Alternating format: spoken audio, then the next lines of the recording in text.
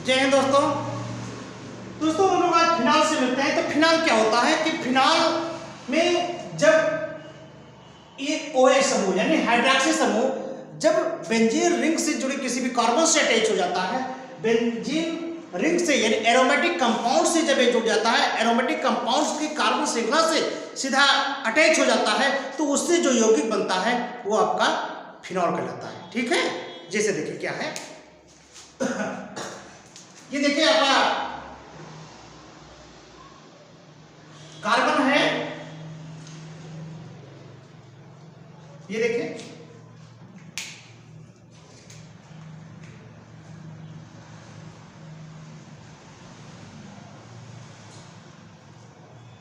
यहां पर।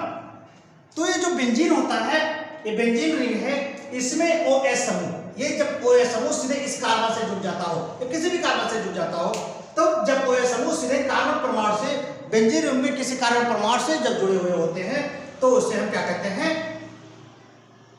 उसे फिनॉल कहते हैं। देखिए क्या होता है,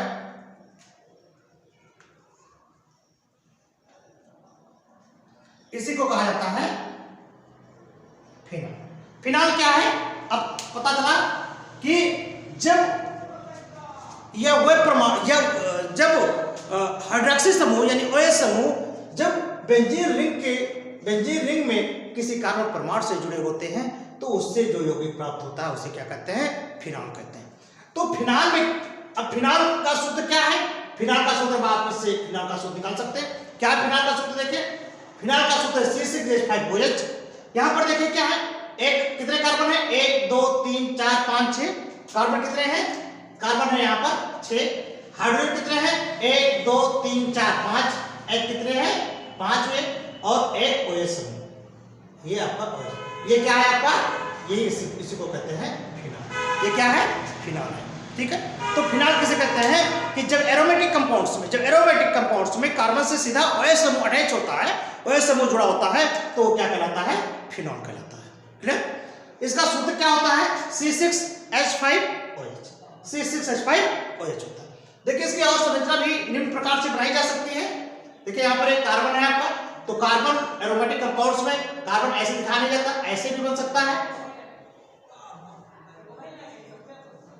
ये बांड जो है आपको ऐसे दिखाई जाएगा, ये आपका बांड है ना। अब इस यहाँ पर OH समूह आपका जुड़ा होता है, ये क्या है आपका, ये आपका है फिनॉल। ठीक है, ये भी आपका फिनॉल है। तो अभी आप लोग फिनॉल से रूबरू हुए, कैसे जाने कि क्या है फिनॉल।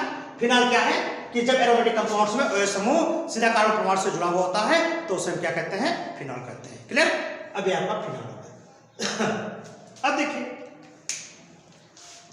OH समूह की संख्या के आधार पर, अगर इसमें एक संख्या है तो मोनो, डाई, ट्राई, टेट्रा, कितने हाइड्रॉक्सी परमाणु जुड़े हुए होते हैं, तो उसको अगर एक आपका जुड़ा है तो मोनोहाइड्रिक, 2 जुड़ा है तो डाईहाइड्रिक, 3 जुड़ा है तो ट्राईहाइड्रिक।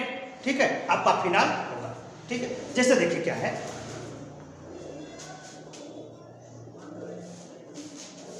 डाल दें।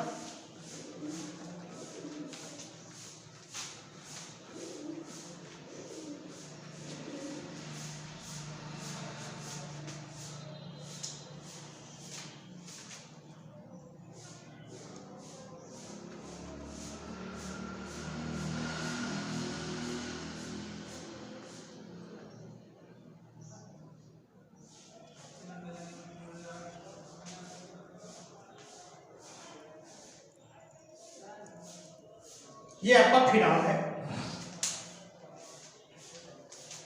क्या है, phenol.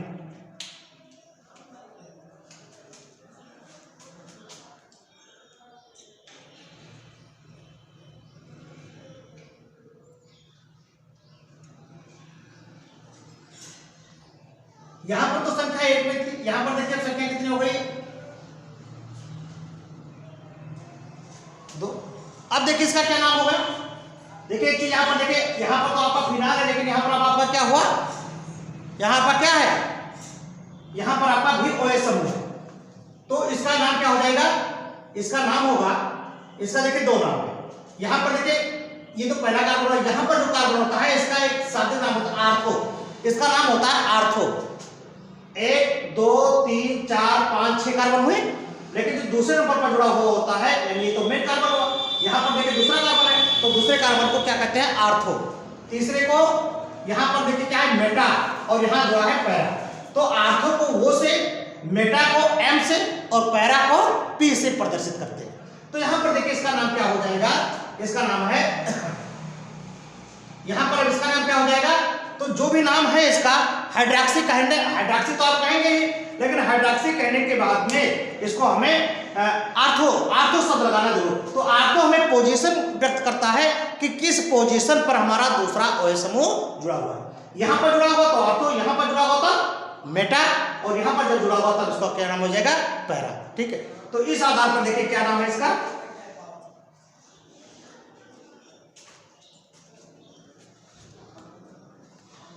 Ortho die hydroxy benzene. इसका नाम है आर्थो, अब आर्थो डाई हाइड्रॉक्सी बेंजीन इसका नाम है। ठीक है, फिर देखिए आर्थो डाई हाइड्रॉक्सी बेंजीन। अगला देखिए,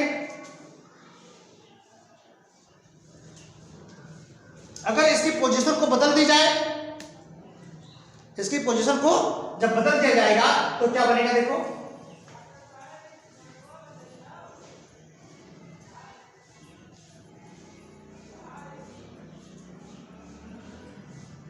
यहां OH समूह है और उसके स्थान पर एक यहां OH समूह है।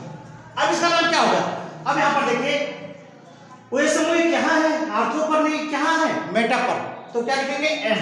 क्या लिखेंगे, मेटा तो M, या आप उसको आर्थो ना लिख करके क्या लिखेंगे, वो लिखेंगे। ठीक है, आर्थो डाई हाइड्रॉक्सी बेंजीन, इसको क्या लिखेंगे, M डाई हाइड्रॉक्सी बेंजीन। ठीक है, अगला देखिए क्या है, अगर इसको क्या करके यहां रख दिया जाए,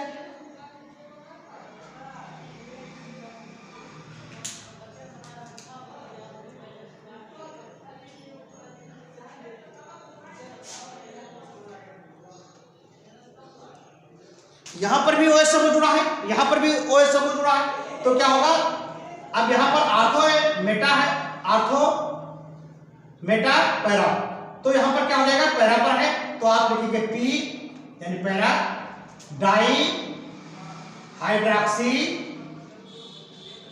बेंजीन। ठीक है, ये इसका नाम है।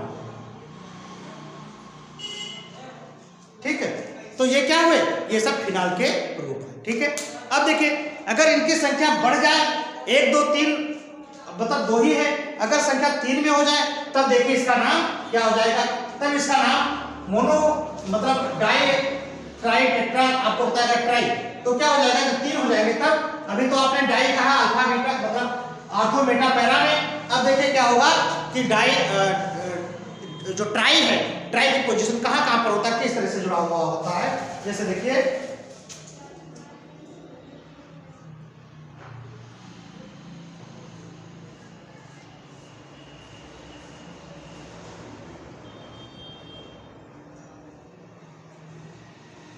एक OH समूह यहां, एक OH समूह यहां, एक OH समूह यहां। अब इसका देखिए नाम,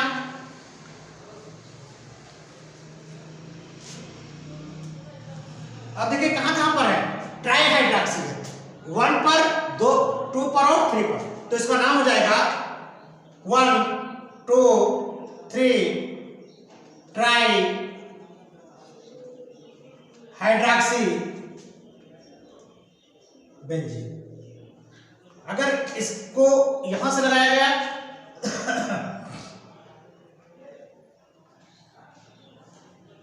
जिसका नाम आपको बताने हैं,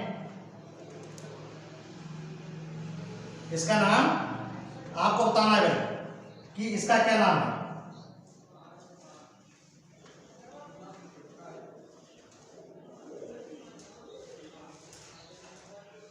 क्या नाम है इसका, अब 1 2 3 4, तो इसका नाम होगा 1 2 फिर 3, 1 2 3 पर है नहीं, कहां पर है, 4 पर, कितने 4, 1 4 1 2 4 ट्राई हाइड्रॉक्सी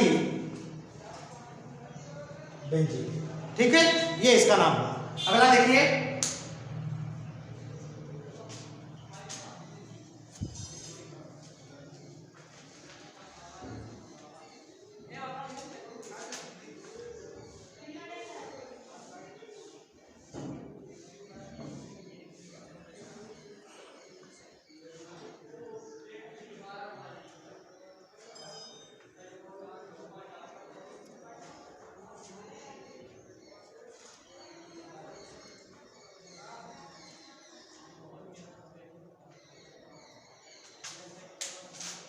यहां पर आपको क्या लगाना है,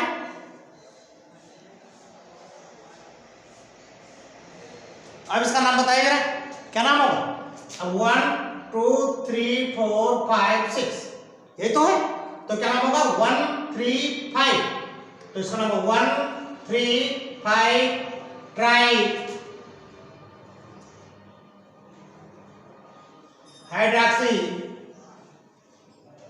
बेंजीन। ठीक है, तो इस तरह से आपके परमाणु बनते हैं। ठीक है, इस तरह से इतने रूप इसके हो सकते हैं। और इसका सूत्र, अर्ध सूत्र क्या है? C6H5OH। ये आपको ध्यान में रखना है कि इसका सूत्र क्या होता है? C6H5OH। ठीक है, अब हम लोग फिनाल बनाने की विधि पढ़ेंगे। क्या है? फिनाल बनाने की विधि।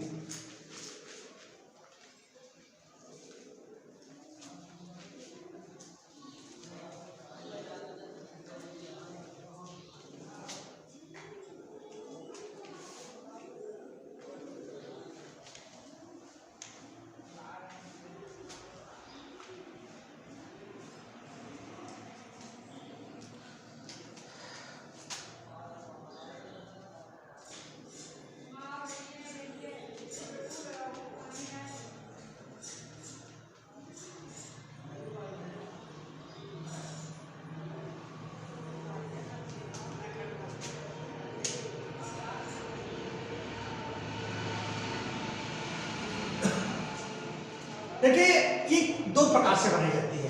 फिनाल कितने प्रकार से बनाई जाती है? ये दो प्रकार से बनाई जाती है। तो पहला है प्रयोगशाला विधि,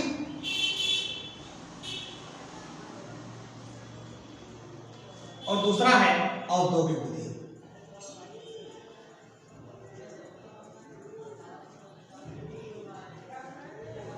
तो हम लोग पहला पढ़ते हैं क्या? प्रयोगशाला विधि।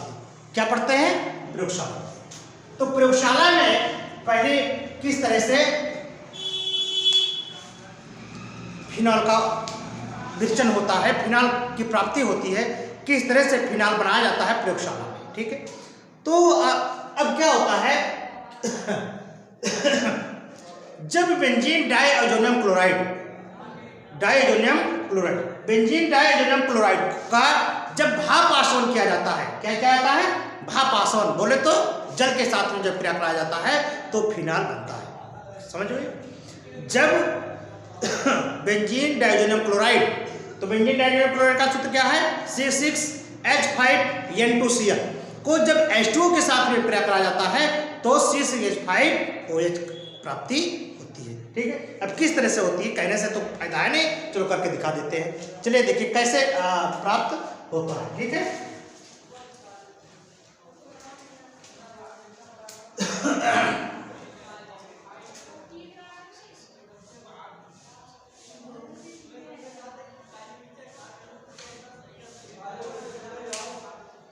ये देखिए C6H5N2Cl, ये क्या है? बेंजीन डाइअजोनियम क्लोराइड है। क्या है? बेंजीन डाइअजोनियम क्लोराइड, बेंजीन डाइअजोनियम क्लोराइड है। और बेंजीन डाइअजोनियम क्लोराइड को जब क्या किया जाता है? भाप के साथ में, यानी जल मिला करके इसका क्या किया जाता है? आसवन किया जाता है, यानी भाप आसवन। भाप जब आसवन किया जाता है तो क्या होता है? देखिए,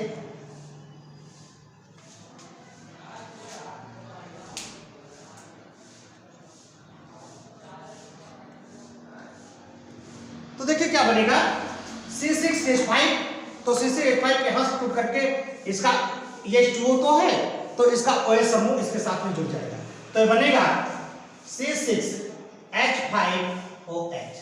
क्या बना? C6H5OH प्लस देखिए क्या बना, एक चीज इसका देखिए HOH तो है, इस तरह से देखिए OH की संरचना देखिए ऐसे तो है, तो वो चीज OH निकल गया यहाँ से, OH आपका यहाँ से यहाँ निकल गया, अब क्या बचा? एक H बचा, ठीक है। तो जो H बचा है वो किसी के साथ में जुड़ जाएगा? वो H आपके Cl के साथ में जुड़ जाएगा और N2 आपका अलग हो जाएगा, ठीक है। तो देखिए क्या होगा, प्लस N2 प्लस HCl, ये क्या बना आपका? तो प्रयोगशाला में फिनाइल क्या कैसे बनाया? जब बेंजीन डाइअयोनिक क्लोराइड को जल के साथ में भापासन किया गया, जल मिलाकर इसका जब या गर्म किया गया, भापासन किया गया, तो क्या बनता है? आपका फिनाइल प्राप्त होता है, ठीक है। फिनाइल प्राप्त होता है आपका, है। और फिनाइल का सूत्र आपको देखिए, सूत्र आपको याद रखना बहुत जरूरी है, क्योंकि अगर सूत्र नहीं याद होगा तो फिर कोई चीज बन नहीं पाएगा, ठीक है। अगला देखिए, नोट करो जल्दी से।